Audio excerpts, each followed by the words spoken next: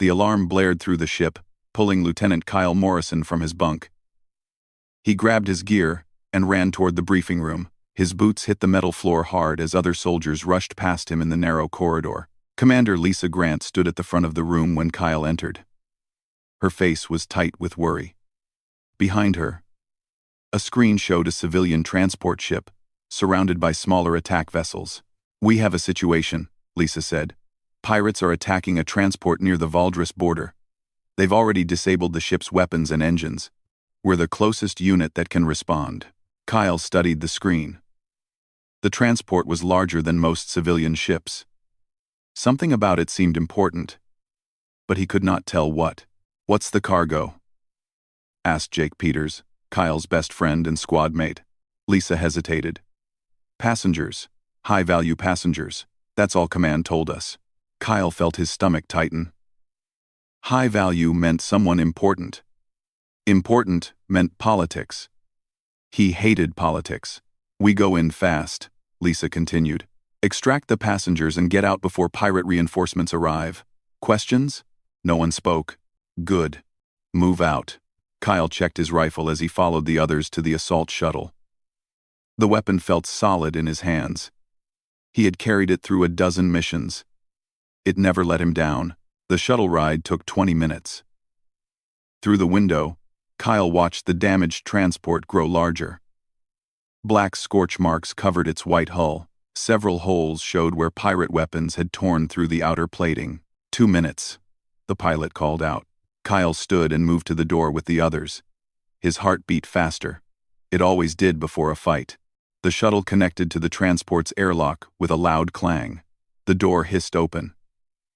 Kyle moved through first, his rifle raised. The corridor beyond was dark, except for red emergency lights. "Split up," Lisa ordered. "Kyle, Jake, you two check the passenger quarters. We'll secure the bridge." Kyle nodded and moved forward with Jake behind him.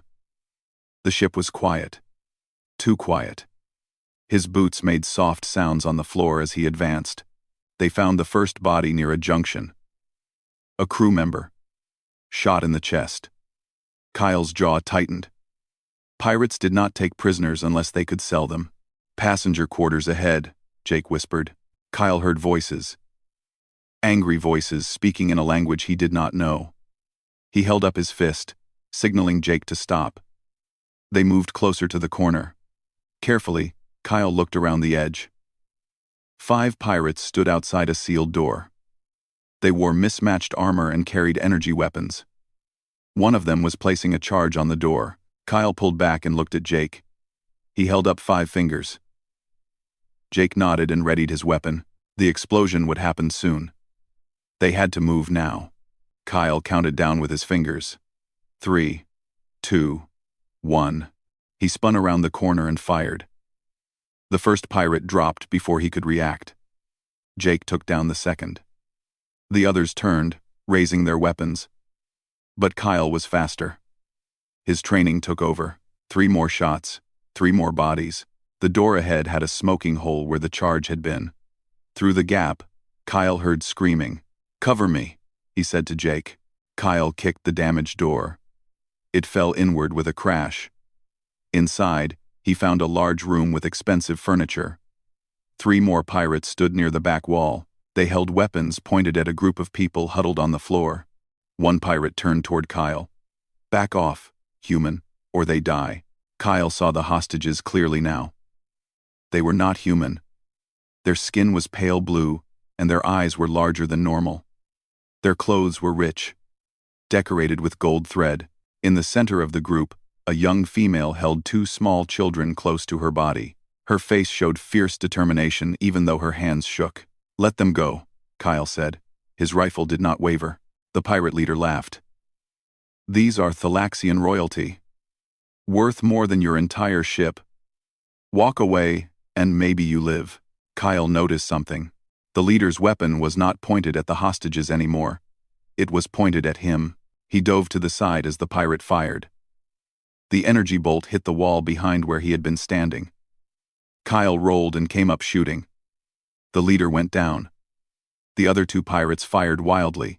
Kyle felt heat as a bolt passed close to his shoulder. Jake appeared in the doorway and took down one pirate. Kyle shot the last one. Silence filled the room. Kyle stood slowly, checking the bodies to make sure they were no longer a threat. Then he turned to the hostages. The young female was already standing. She placed herself between Kyle and the children. Her eyes were sharp despite her fear. "You are safe now," Kyle said. He lowered his rifle.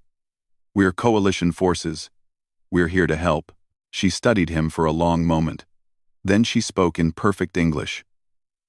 "You risked your life for strangers. Why?" Kyle was surprised by the question. "It's my job. Your job is to follow orders. I heard your commander tell you to wait for backup." Kyle had nothing to say to that. She was right. He had disobeyed orders by coming in alone. Before he could respond, an explosion rocked the ship. The deck tilted beneath his feet. "They're blowing the airlocks," Jake shouted from the doorway. "Trying to cut us off from the shuttle." Kyle made a quick decision. "We need to move. Now." He started toward the door, then realized the female was not following. She was trying to carry both children. The smaller one was crying. "I'll take her," Kyle said, reaching for the child. The female hesitated, then nodded. She handed Kyle the small girl, who could not have been more than 4 years old. The child's skin was cold to the touch. They ran through the corridors. Behind them, Kyle heard more explosions. The pirates were destroying the ship to cover their escape. Ahead, the shuttle was still attached. But 3 pirates stood between them and safety. "Get them to the shuttle," Kyle told Jake. He handed the child back to the female. "I'll hold them off." "Kyle, don't be stupid," Jake said. "Go." Kyle turned and fired at the pirates. They scattered, looking for cover. It gave Jake enough time to get the hostages moving. One pirate came around a corner fast. Kyle blocked the energy weapon with his rifle. The force of the impact knocked him back. He drove his elbow into the pirate's face and heard bone crack. The pirate fell. Pain exploded in Kyle's side. He looked down and saw blood. One of the other pirates had shot him. Kyle raised his rifle and fired back, forcing them to retreat. He stumbled toward the shuttle. His side burned. Each step took effort. Jake was in the doorway, reaching for him. "Come on."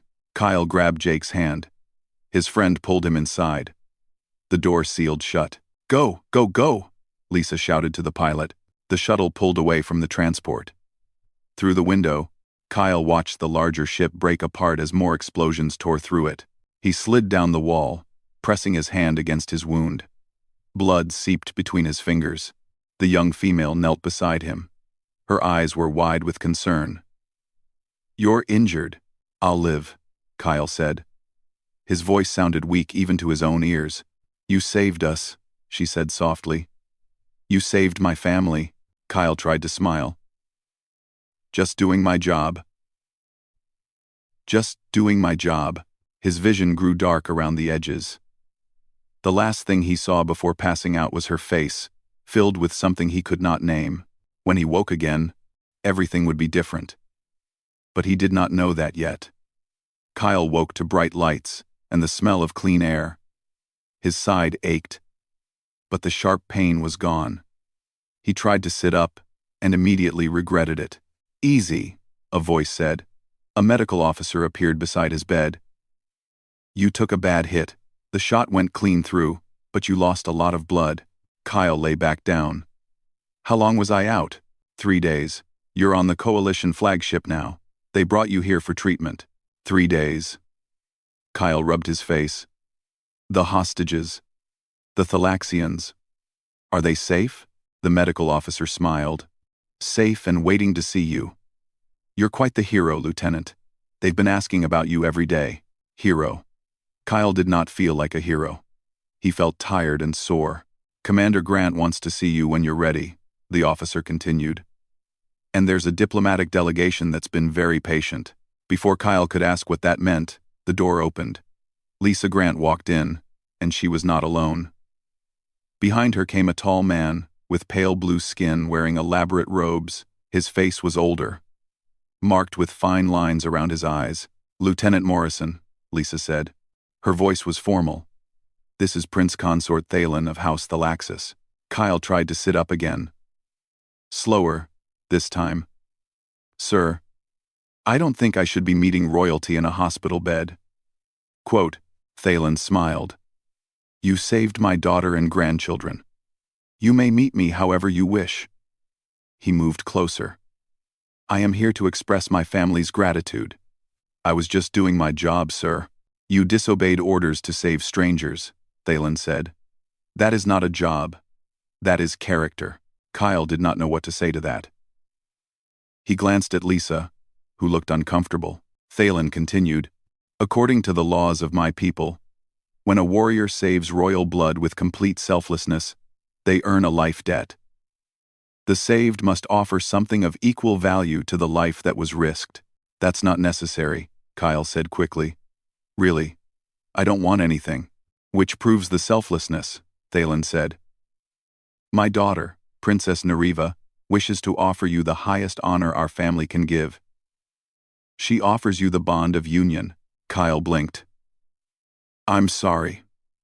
What? Lisa stepped forward. The ambassador is coming to explain everything. There's a ceremony involved. It's apparently a very big honor in their culture. What kind of ceremony? Kyle asked. Something about this felt wrong. A bonding ceremony, Thalen said. Where two souls are joined in recognition of a debt that cannot be repaid with material goods. That sounded like friendship. Maybe some kind of formal alliance. Kyle had heard of other species doing similar things. Okay, he said slowly. If it's important to your culture, I can do a ceremony. Thalen's face lit up. You accept? Sure, I mean, I don't want to offend anyone. Lisa made a small sound that might have been a cough. Thalen looked happier than seemed normal for a simple friendship ceremony. Excellent, Thalen said. We will make arrangements immediately. The ceremony must take place on our homeworld, as tradition demands. We will wait until you are fully healed, of course. After Thalen left, Kyle looked at Lisa. Why do I feel like I just agreed to something bigger than I think? Because you probably did, Lisa said. But Ambassador Brooks is handling it. She knows their culture better than we do. 2 weeks later, Kyle was cleared for travel. His wound had healed to a pink scar on his side. The coalition gave him a commendation and 2 weeks of leave to attend the Thalaxian ceremony. Jake Peters volunteered to go with him as his witness. Someone needs to watch your back, Jake said. Besides, I've never seen an alien homeworld. The journey to Thalaxis Prime took 5 days. Kyle spent most of that time reading about Thalaxian culture.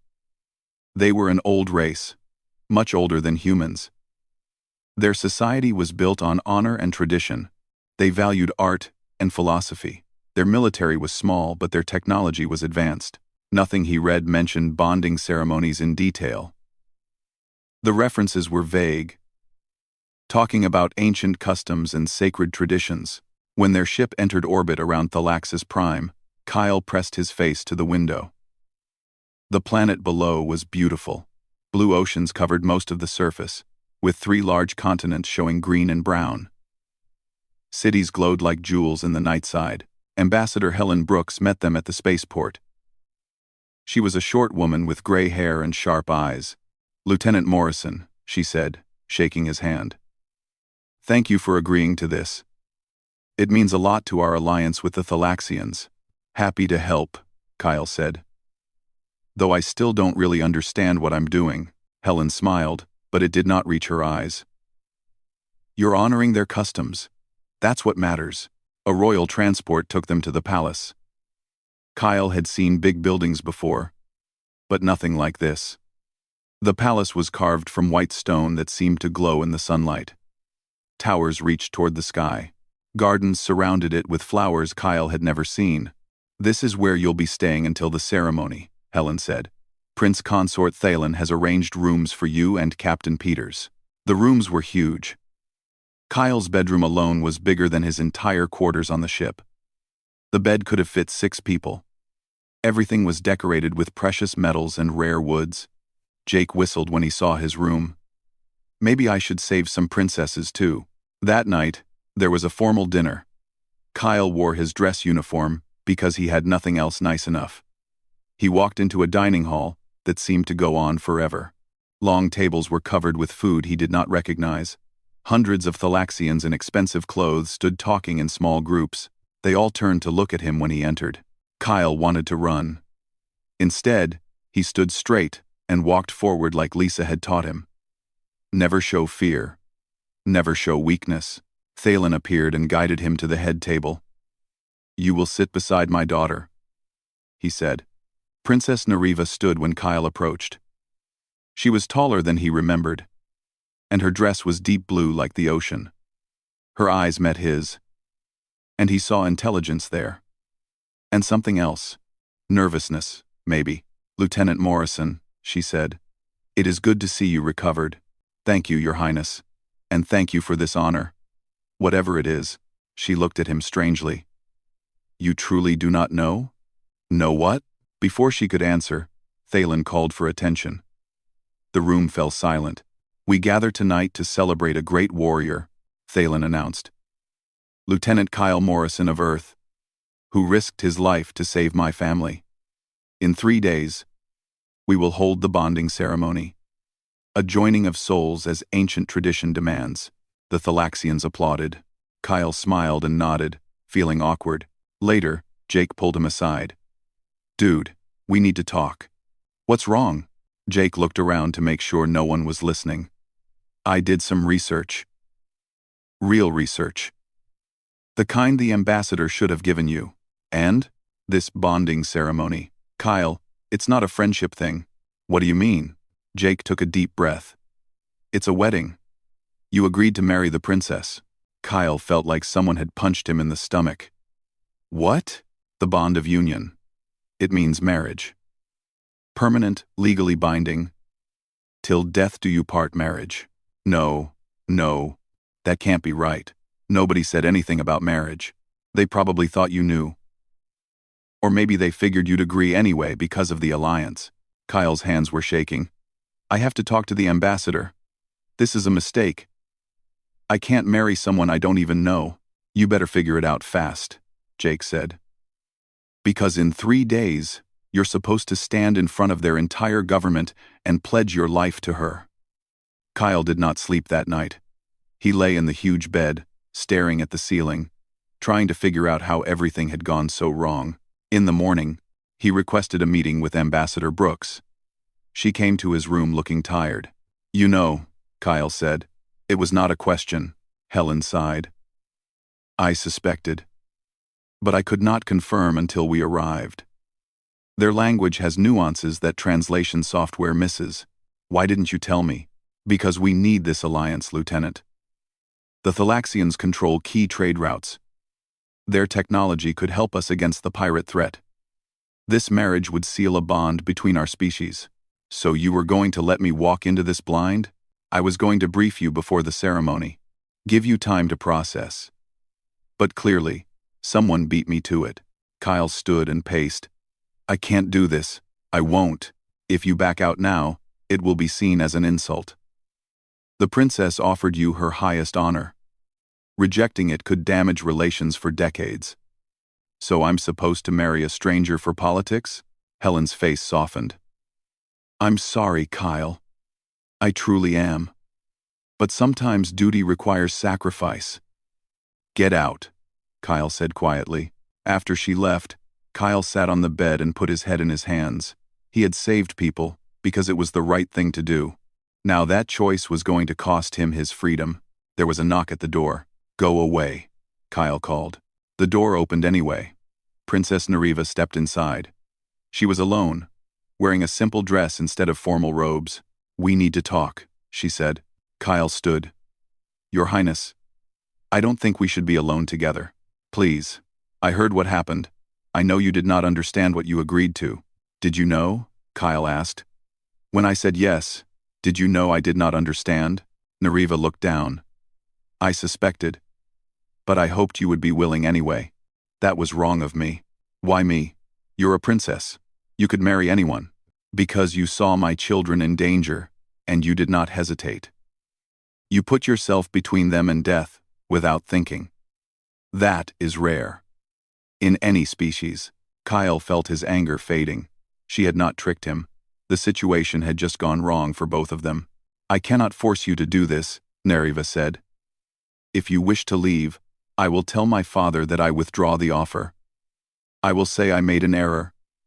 It will shame me, but it will free you. You would do that? You saved my family. I will not trap you into a life you do not want. She moved toward the door. I am sorry for this confusion.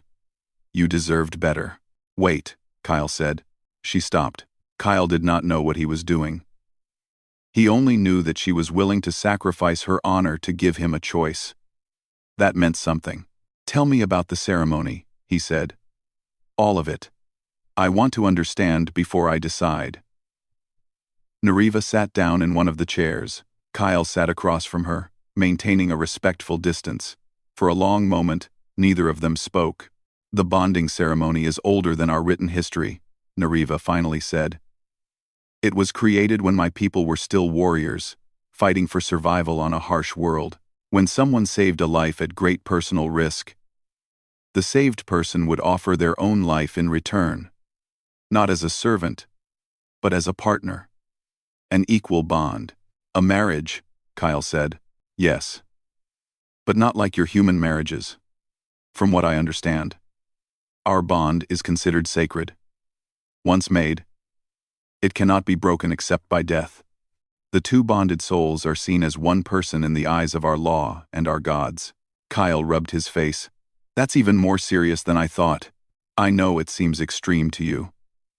But to my people, life is the most precious gift. To risk yours for mine means you valued my existence over your own survival. That selflessness deserves an equal commitment. But we don't know each other. No, we do not. Nareva folded her hands in her lap. In the old days, bonds were formed immediately after the rescue. There was no time to get acquainted. Warriors trusted that anyone brave enough and selfless enough to save them would also be worthy of sharing their life. What if they were wrong? Then they lived with their choice. Honor demanded it. Kyle stood and walked to the window. Outside, the palace gardens stretched toward the horizon. Everything here was beautiful and strange. Like her. Can I ask you something? Kyle said without turning around. Of course. Did you want this? Before you knew I didn't understand. Did you actually want to bond with me? He heard her take a breath. Yes. Kyle turned to look at her. Why? Nareva stood and walked closer, though she kept several feet between them. I have been taught since childhood that I would marry for politics. Some alliance my father needed, some noble family seeking closer ties to the throne. I accepted this. It is the burden of royalty. That doesn't answer my question. When those pirates had us trapped, I was prepared to die protecting my children. I had made peace with it. Then you appeared. A stranger from a species I had barely met. You could have waited for backup. You could have let us die while you played it safe. But you didn't. Her voice grew softer. You fought like you were defending your own family. And when you were shot, you kept going. You made sure we reached safety before you let yourself collapse. Anyone would have done the same. No, Nareva said firmly. They would not. I have known warriors my entire life. Brave warriors. Honorable warriors. But most of them calculate risk. They think about survival and glory. You just acted. That is special. Kyle did not know what to say. He had never thought of himself as special. Just a soldier doing his job.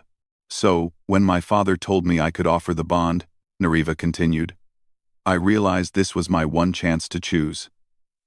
To bond with someone who had already proven their character. Even if you were a stranger. Even if you were human. She smiled slightly. Especially because you were human. Your people are new to the galaxy. You have no concept of how valuable royal connections are, which meant you saved us for the right reasons. And now? Kyle asked. Now that you know I didn't understand? Do you still want it? Nareva looked at him with those large, intelligent eyes. I want you to have a choice. Real choice. Not something forced by politics or cultural misunderstanding. If you choose to bond with me, I will honor that commitment with everything I am, but if you choose to leave, I will respect that too. Kyle walked back to his chair and sat down heavily. His mind was racing. This was insane. He barely knew her. They were from different species, different worlds. He should say no and go back to his ship and his simple life. But she was willing to sacrifice her reputation to free him. That took courage. And he remembered the way she had stood between him and her children in that room, protecting them even when she thought she would die. He understood that instinct. He had felt it himself. Tell me about yourself, Kyle said. Not the princess part, just you. Nariva blinked in surprise. What do you want to know? Anything. What do you like? What makes you happy? She sat down again. I enjoy our traditional music. It is very different from human music, I think. Slower. More focused on harmony than melody. She paused. I like to paint. Not very well, but it helps me think. And I spend time with my children every day, no matter how busy my schedule is. They are the most important part of my life. How old are they? Kieran is 6, Mila is 4. Their father died 2 years ago in a shuttle accident. Pain crossed her face. He was a good man. Kind. We were not bonded. But we cared for each other. His loss hurt deeply. I'm sorry. Thank you. She looked at him with curiosity. Now you tell me something. Not the soldier part. Just you. Kyle thought about it. I like working with my hands. Building things. Back on Earth, I used to help my father fix engines. There's something satisfying about taking something broken and making it work again. You are a healer of machines. I guess you could say that. Kyle smiled. And I collect old books.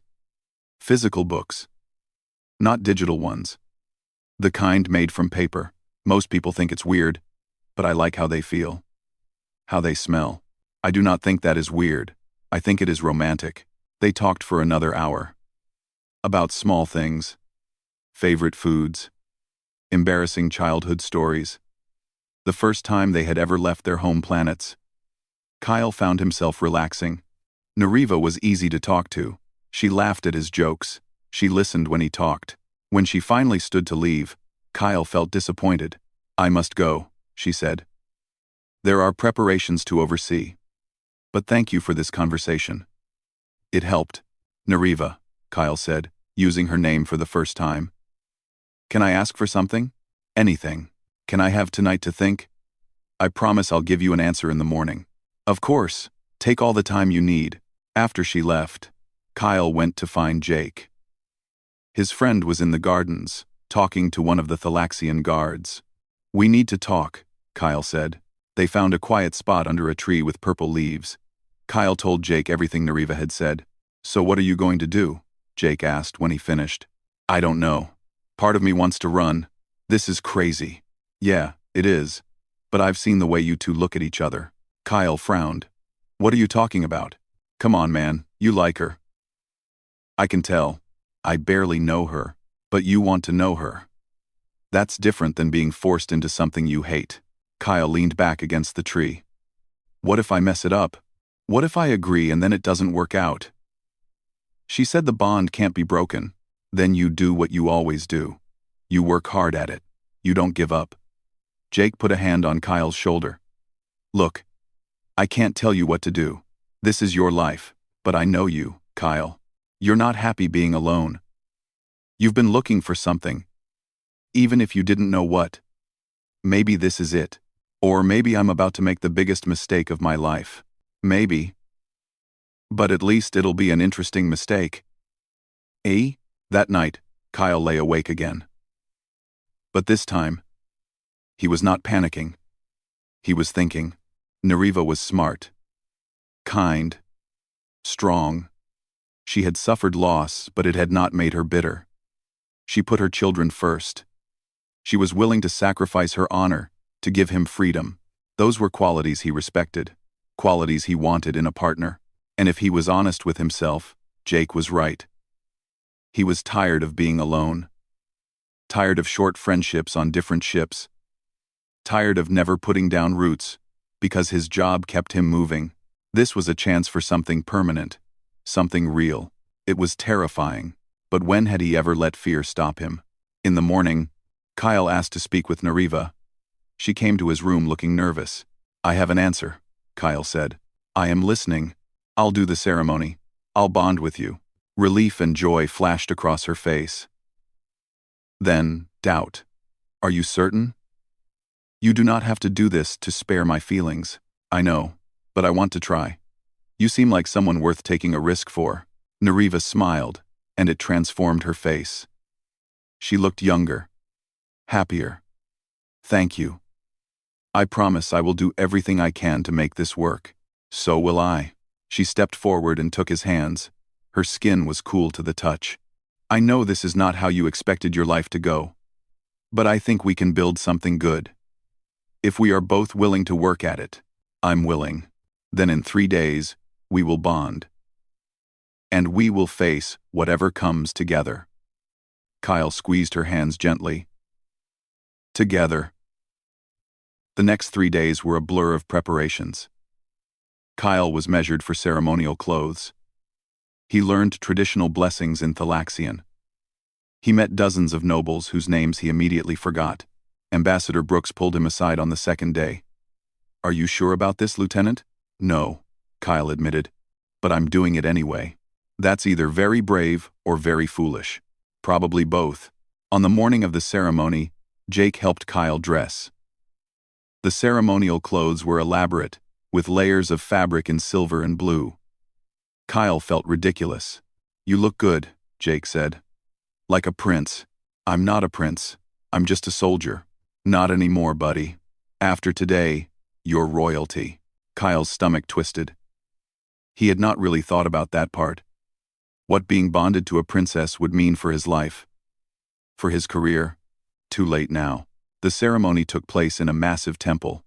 Thousands of Thalaxians filled the seats. Kyle walked down a long aisle, trying not to trip over his robes. At the front, Nariva waited in a dress that seemed made of light. High Priestess Saranth stood between them. She was ancient, her skin darker blue than the others, her eyes milky with age. "We gather to witness a sacred bond," she said in a voice that carried through the temple. "A life for a life. A soul for a soul. Lieutenant Kyle Morrison, of Earth. Do you offer yourself freely to this bond?" Kyle looked at Nariva. She looked back at him, her eyes full of hope and trust. "I do," Kyle said. "Princess Nariva of House Thalaxis, do you accept this bond?" "I do." The priestess placed their hands together. "Then, by the ancient laws, by the gods who watch over us, by the stars that light our way, I declare you bonded. 2 souls, 1 life. From this day until the end of days." Light erupted from their joined hands. Kyle felt warmth spread through his body. It did not hurt, but it was intense, like electricity running through his veins. When the light faded, something was different. Kyle could feel Nariva in his mind, not her thoughts, but her presence. Like knowing someone was standing behind you without seeing them. Nariva gasped softly. She felt it too. "It is done," the priestess said. "The bond is complete." The crowd erupted in cheers. Kyle looked at Nariva, and she looked at him, and they both smiled nervously. Whatever came next, they would face it together. For better or worse, Kyle Morrison was now a prince of Thalaxis. 6 months after the bonding ceremony, Kyle still felt like he was pretending to be someone else. He stood in front of a mirror, adjusting the formal robes he now had to wear for official functions. They were comfortable enough, but they were not him. He missed his uniform. "You look handsome," Nariva said from the doorway. Kyle turned and smiled. That part had gotten easier. At least, being around her, talking to her. They were not in love yet, but they were becoming friends. That was something. "I look like I'm playing dress-up," Kyle said. "You are a prince now. This is not dress-up, this is your life. Don't remind me." Neriva walked over and straightened his collar. The council meeting will be difficult today. Duke Varesh has been gathering support against the Human Integration Program. Kyle's jaw tightened. Duke Varesh was a traditional noble who believed Thalaxians should remain isolated from younger species. He had opposed the bonding from the start. He made no secret of his belief that Kyle was unworthy of Neriva. "Let him talk," Kyle said. "I've faced worse than angry politicians." "Have you?" "Politicians can be more dangerous than pirates. They use words as weapons. Then I'll learn to fight with words too." The council chamber was enormous, with a domed ceiling painted to look like the night sky. Seats arranged in a circle faced a central platform where speakers stood. Kyle took his place beside Neriva. Trying to ignore the stares from the other nobles, Thalen opened the meeting. "We gather to discuss the security situation in the outer systems. General Hayes has a report." General Frank Hayes, the coalition military commander, stepped forward. He was a big man with gray hair and scars on his face. Kyle had met him once before. Hayes had been polite but skeptical about Kyle's new role. "The pirate problem is getting worse," Hayes said. "In the past 6 months, they've hit 12 civilian transports and 4 mining colonies. Our standard tactics aren't working. They strike fast and disappear before we can respond." "What do you propose?" Thalen asked. "More ships, better sensors, increased patrols." Duke Varesh stood. He was tall and thin, with dark blue skin and cold eyes. "Throwing resources at the problem will not solve it. These pirates are remnants of the same group that attacked Princess Neriva. They know our tactics because they've been fighting us for years." "What do you suggest, Duke?" Thalen asked. "I suggest we stop dividing our attention between military operations and social experiments." Varesh looked directly at Kyle. "We have been so focused on integrating humans into our society that we have neglected our actual duties." Kyle felt anger rising but kept his face neutral. Neriva touched his hand gently, a warning to stay calm. "The integration program has nothing to do with pirate activity," Thalen said firmly. "Doesn't it? We have wasted time and money training humans in our technology. Time that could have been spent on defense. And for what? So a soldier who got lucky once can play at being royalty?" Several nobles shifted uncomfortably. Some nodded in agreement. Kyle stood up. Neriva looked at him in surprise. "May I speak?" Kyle asked. Thalen hesitated, then nodded. "Prince Kyle has the floor." Kyle walked to the central platform. His heart was pounding. He had led men into combat, but this was different. These people judged him with every word. "Duke Varesh is right about one thing," Kyle said. "Standard tactics aren't working against these pirates. But he's wrong about why." "Enlighten us," Varesh said dryly. "The pirates use hit-and-run tactics because they're smaller and faster than coalition ships. They don't stand and fight because they can't win a straight battle, so they avoid one." Kyle pulled up a holographic display showing recent attack patterns. "Look at the targets. They're all lightly defended. They strike where we're weak and run before reinforcements arrive." "We know this already," Varesh said. "It does not help us stop them. It does if you think like a pirate instead of a soldier." That got their attention. Kyle manipulated the display, highlighting several systems. "They have a base somewhere in this region. Has to be.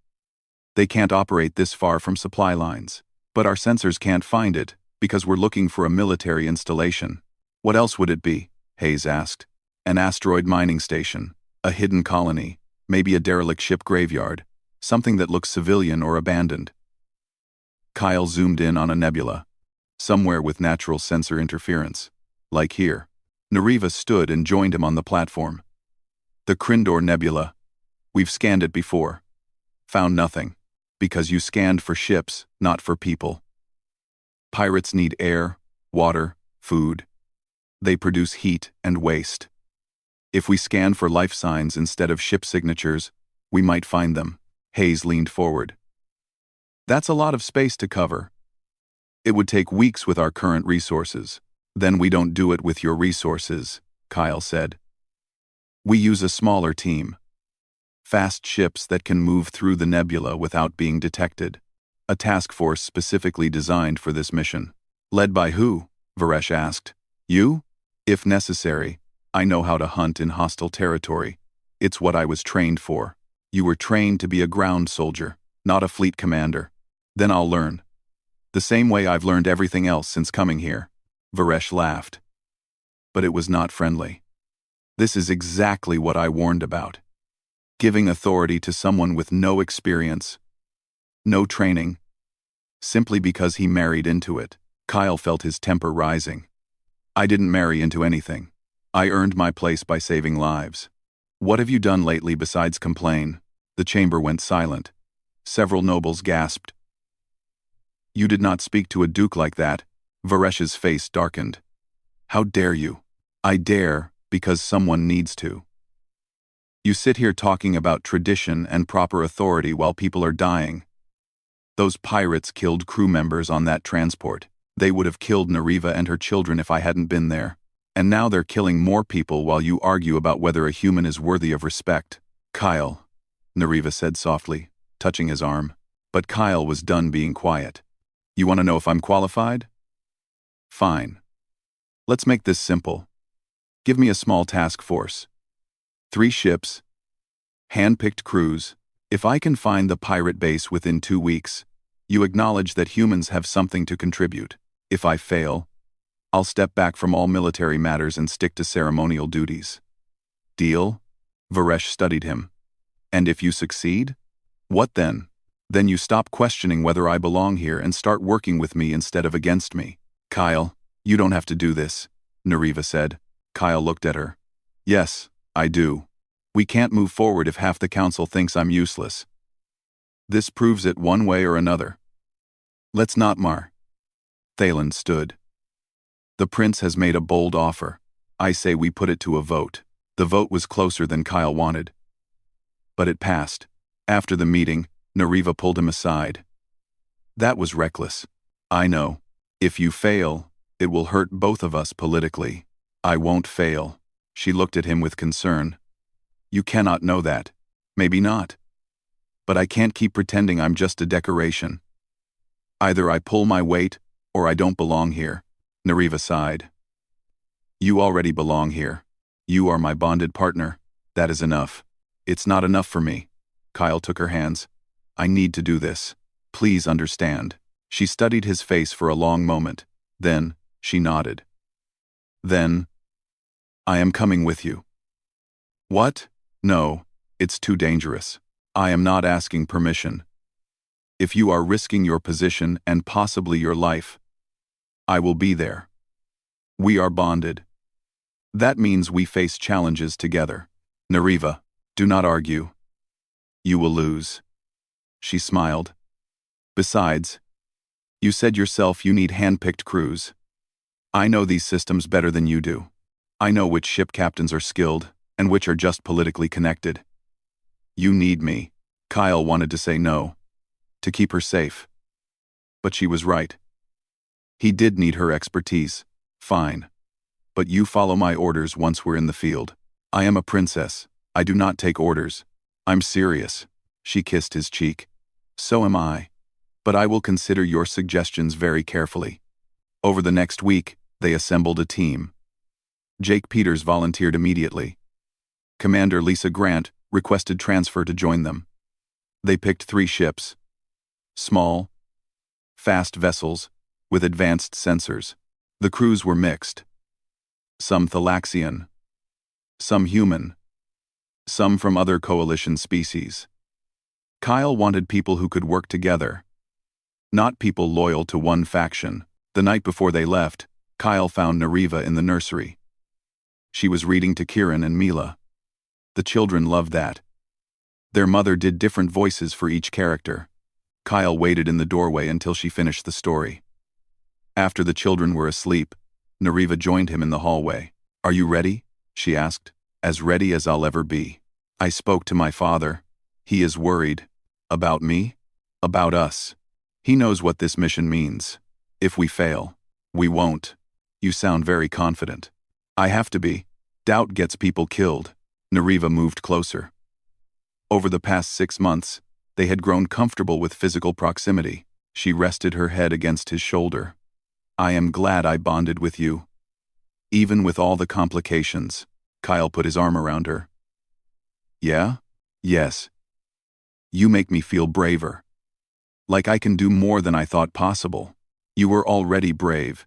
You just needed a reason to show it. They stood there for a while, neither speaking. The bond hummed between them, that constant awareness of each other's presence. Kyle had gotten used to it. Sometimes he even liked it. Tomorrow we hunt pirates, Nariva said. Tomorrow we hunt pirates, Kyle agreed. Try not to get shot this time. I'll do my best. She pulled back and looked at him. Kyle, I need to tell you something. What? If something happens to you out there, if you are injured or worse, I will not forgive you. Kyle smiled. Noted. I am serious. You have become important to me, more than I expected. You've become important to me too. She stood on her toes and kissed him. It was not their first kiss, but it was different. There was urgency in it. Promise. When they pulled apart, both were breathing harder. Come back safe, she said. I will. We both will. The next morning, 3 ships left Thalaxis Prime heading for the Krindor Nebula. On the lead ship, Kyle stood on the bridge beside Nariva, looking at the stars ahead. He had been a simple soldier once. Now he was a prince, a husband, and a leader. He had not asked for any of it, but standing there with Nariva beside him, their crew ready behind them, Kyle realized he did not want to go back. This was his life now. Time to prove he deserved it. The Krindor Nebula was beautiful and deadly. Purple and blue gases swirled through space, hiding asteroids and debris. Sensors could barely see 100 meters ahead. Navigation required constant attention. Kyle stood on the bridge of their lead ship, watching the readings. They had been searching for 3 days. So far, nothing but rocks and gas. Another sensor ghost, Jake reported from the tactical station. Same as the last 12. Kyle rubbed his eyes. He had not slept much. Every hour they spent searching was an hour closer to failure. Nariva appeared beside him with a cup of something warm.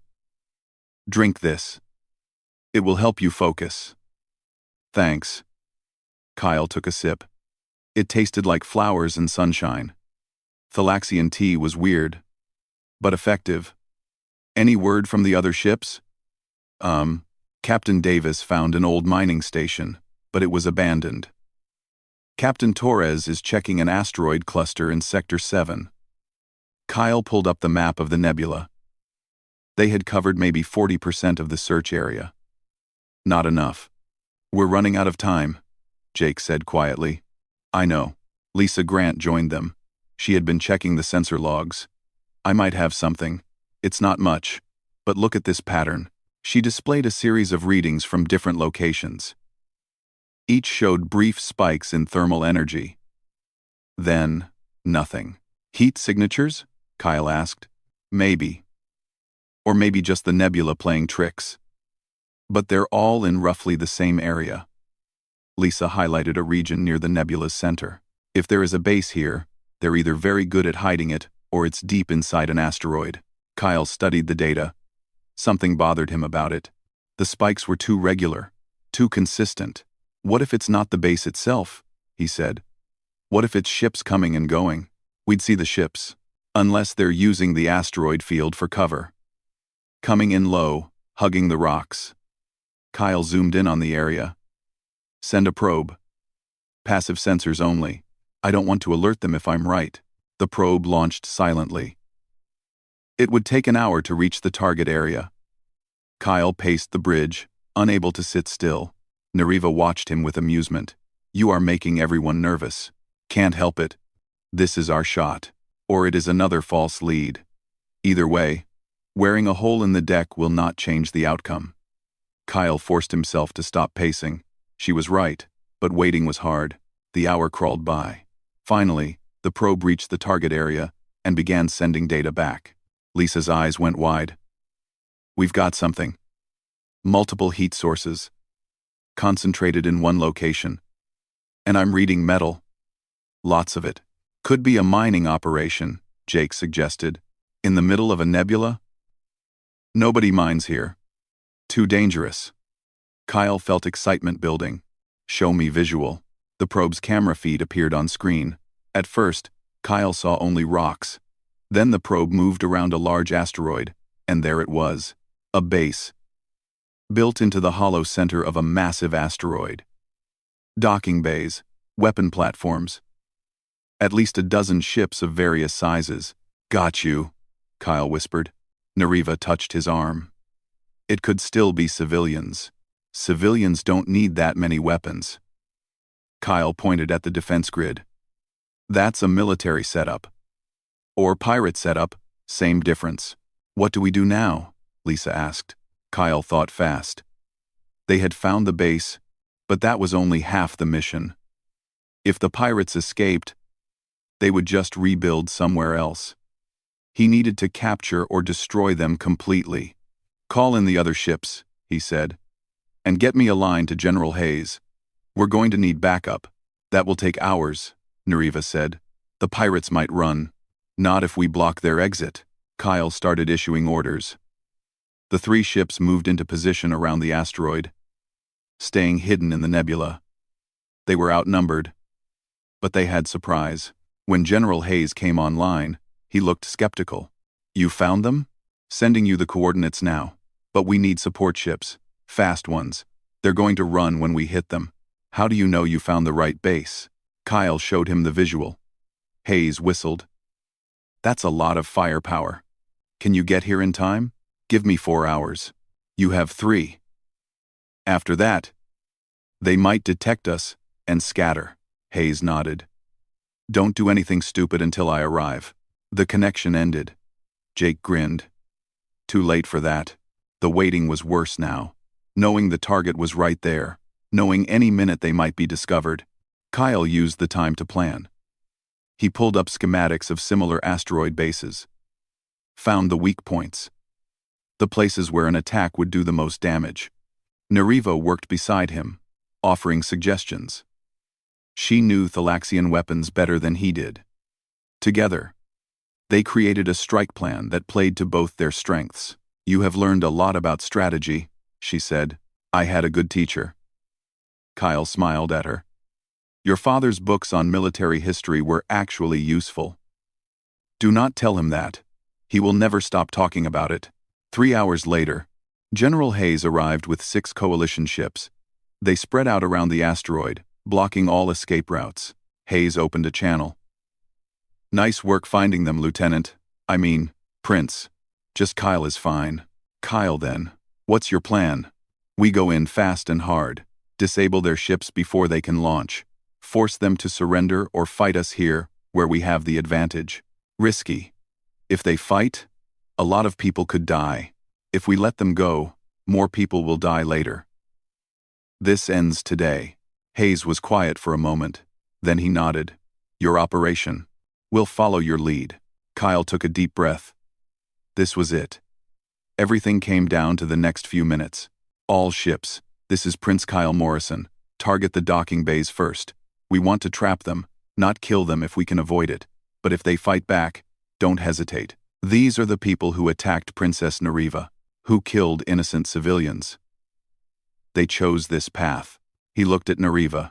She nodded. Attack. The ships came out of hiding like wolves. Weapons fire lit up the nebula. The pirates were caught completely off guard. 3 of their ships exploded before they could even power up weapons. But the others fought back. Energy bolts filled space.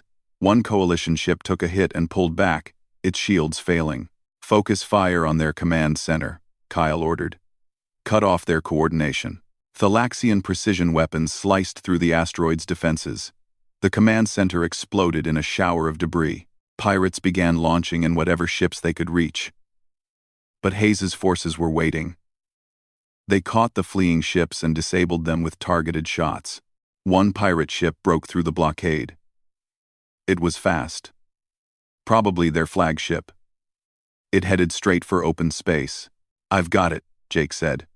He brought their ship around and gave chase. The pirate ship was faster, but Jake was a better pilot. He stayed on their tail, firing when he had a clean shot. They're heading for the civilian colony at Crindor 3, Nariva said. checking the trajectory. If they reach it, they could take hostages. Kyle's blood went cold. He had not saved Nariva just to let pirates kill more innocents. Jake, can you disable their engines? It's a small target at this speed. I might hit something else. Take the shot. Jake fired. The bolt caught the pirate ship's left engine. It exploded. The ship spun out of control. They're going to crash into the colony, Lisa shouted. Kyle saw it happening. The pirate ship's trajectory would take it straight into the main settlement. Thousands of people lived there. We have to stop them, Nariva said. Kyle made a decision he knew was crazy. Jake, ram them. What? Not head on. Clip their side. Change their trajectory. Send them past the colony, instead of into it. Kyle, that could tear our ship apart, Lisa said. Better us than them. Do it, Jake. Jake did not argue. He pushed the ship to maximum speed. The pirate vessel grew larger in the view screen. Kyle grabbed a support rail. Everyone brace for impact. The collision was violent. Metal screamed. The deck tilted sideways. Kyle held on as loose objects flew across the bridge. Nariva slammed into a console and cried out. Nariva! Kyle pulled himself to her. Blood ran from a cut on her forehead. Are you okay? I am fine. Did it work? Jake checked the sensors. The pirate ship's trajectory changed. They'll miss the colony. Barely. Kyle felt relief wash over him. Then, alarms started blaring. Hull breach on deck 3, Lisa reported. Emergency fields holding, but we're venting air. Get us back to the fleet, Kyle ordered. Jake worked the controls. The ship limped back toward the asteroid. Around them, the battle was ending. Most of the pirate ships were disabled or destroyed. The few survivors were surrendering. General Hayes's face appeared on screen. That was the stupidest thing I've ever seen. And the bravest. Did we get them all? Kyle asked. Every last one. The base is secured. Prisoners are being transferred to holding cells. Hayes paused. You did good work today, Prince. Real good work. After the adrenaline faded, Kyle felt exhausted. They had won. The pirates were caught. The mission was a success. But the cost hit him when he saw the casualty reports. 3 dead. 15 injured. All because he had led them into danger. Nariva found him in their quarters that night. He was staring at the names of the dead. You cannot blame yourself, she said softly. I gave the orders. I'm responsible. You saved thousands of lives today. Those 3 died protecting others. That is an honorable death.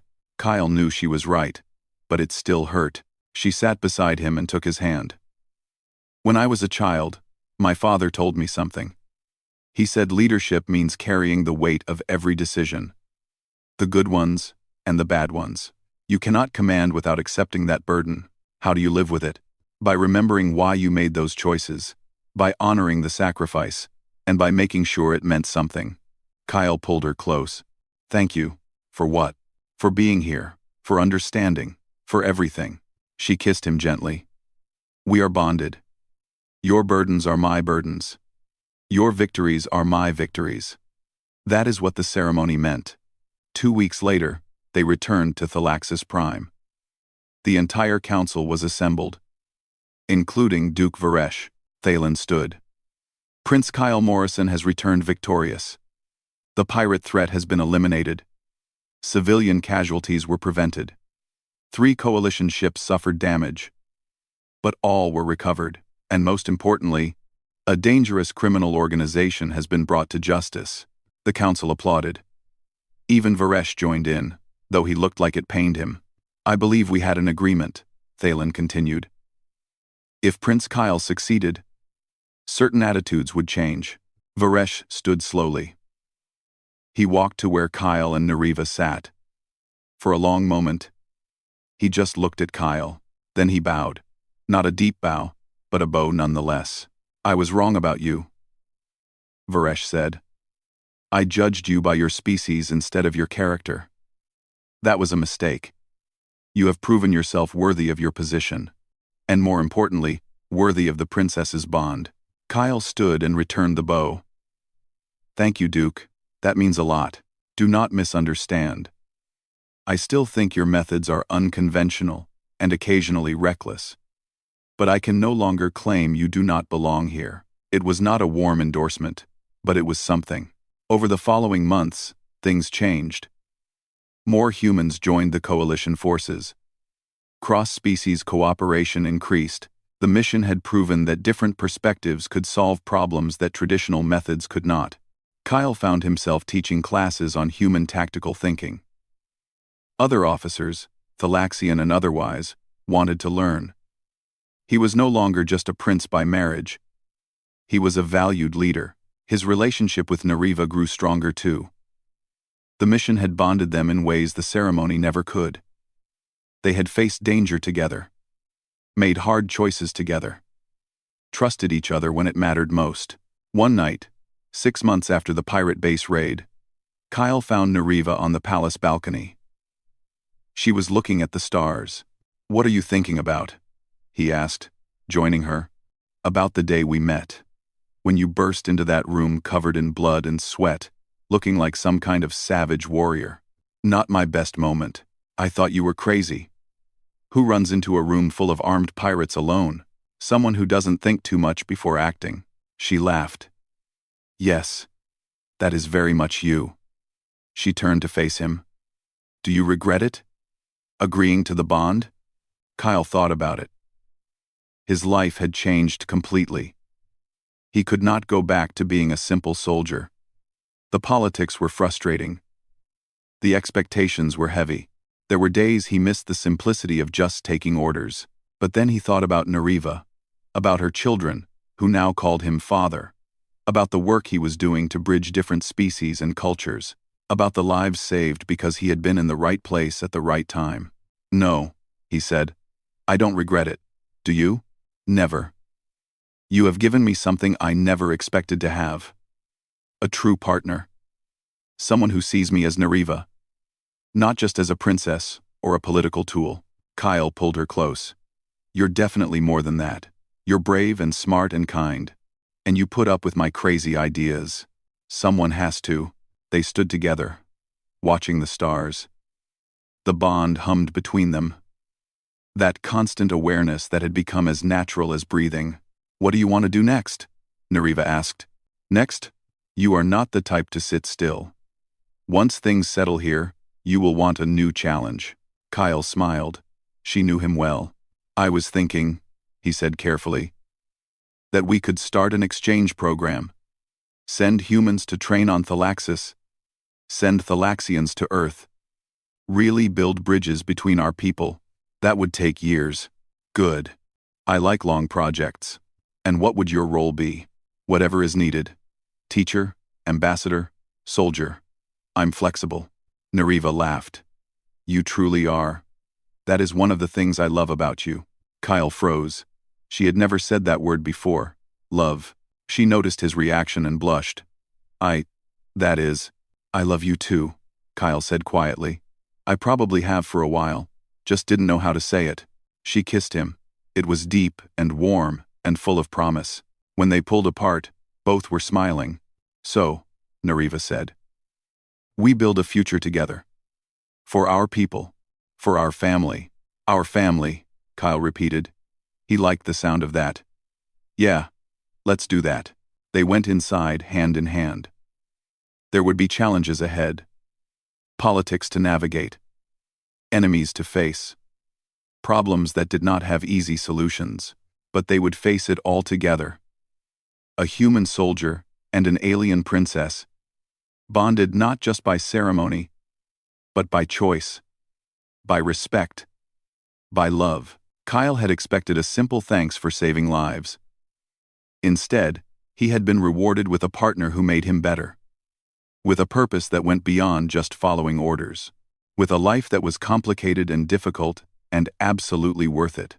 Sometimes the greatest rewards were the ones you never saw coming, and sometimes the strangest beginnings led to the most perfect endings.